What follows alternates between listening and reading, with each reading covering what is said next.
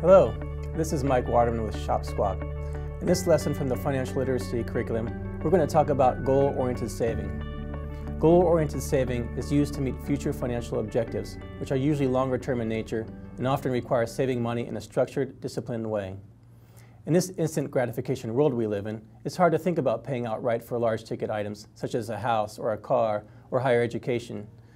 The easiest thing to do is to borrow from the future in order to pay for current needs and wants. Or in other words, it's much less painful to take on debt today and have what we want now rather than have to sacrifice for it. Financial institutions make it so easy to borrow. Some may ask, why bother going through the pains of saving if you can just borrow and have what you want now?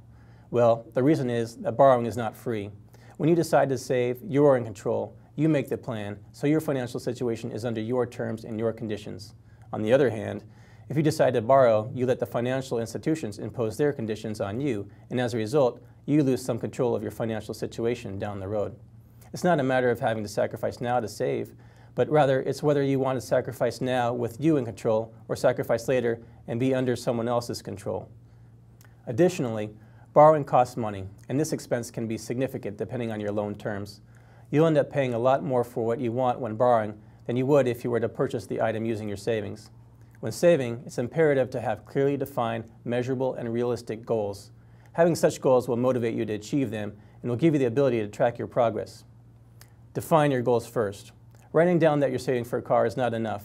What type of car do you want? How much is the car you want? Will you be paying for it all in cash, or will you be taking out a loan to help? Once you've defined your goal, determine how to measure it. Sticking with the car example, when do you intend to buy the car? 1 year from now? 5 years from now? How much are you going to save each month for it? Your plan should have checkpoints to make sure you're on target. If when you check your progress you're behind target, increase your savings to compensate. And if you're ahead, well, then keep it up. Finally, make sure your goals are realistic. In most cases, the car you're saving for should not be a Ferrari. Setting unrealistic goals will lead you to discouragement and make you less likely to set your goals in the future. Don't set yourself up for failure. Setting unrealistic goals will lead to discouragement and make you less likely to set goals in the future. Don't set yourself up for failure. Setting goals and adhering to your savings plan can be daunting, but it's the best way to realize your goals. How to save for your goals can be a complex question. If you're not sure how to begin saving, then start simple. You can open a savings account dedicated to your goal at a local bank and make scheduled deposits. Your method for saving can get more complicated, and it may make sense for you to learn about investing your money in order to help you achieve your goals. Investing is a huge subject, but some of the more important topics to understand include your reward expectations, your risk tolerance, and your investment horizon. You may want to seek out a reputable financial advisor to help you make a financial plan for your goals. By investing intelligently, you may be able to achieve your goals a lot earlier than you think. Your choice in what you decide to save for is a personal matter because it's what's important to you. However, there are some areas you should take under consideration, including emergencies, cars, housing, higher education, and retirement. Emergencies. Emergencies by their very nature are unexpected. Unfortunately, these situations are often costly and can drain us financially. Some examples include medical expenses, car repairs, and getting laid off. Cars. Cars are very expensive. It's not very likely someone has $20,000 to $30,000 lying around to buy a new car. As a result, people often resort to taking on auto loans, loans that will cost them above and beyond the value of the car. If you can, put some money away each month to prepare for this expense.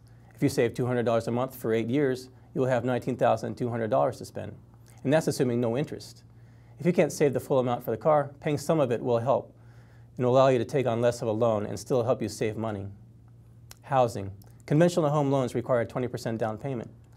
Those that don't may charge you a higher interest rate or require you to pay mortgage insurance. Obviously, we want to keep costs as low as possible.